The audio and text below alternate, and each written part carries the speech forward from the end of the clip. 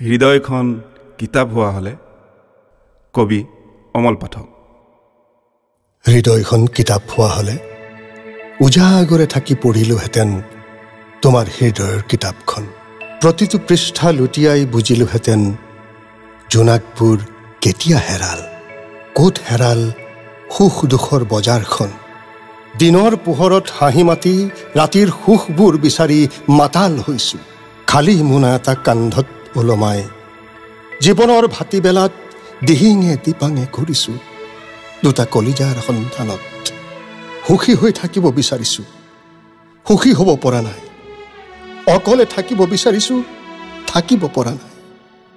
কষ্টবোৰ সহিছোঁ কিন্তু প্ৰকাশ কৰিব পৰা নাই।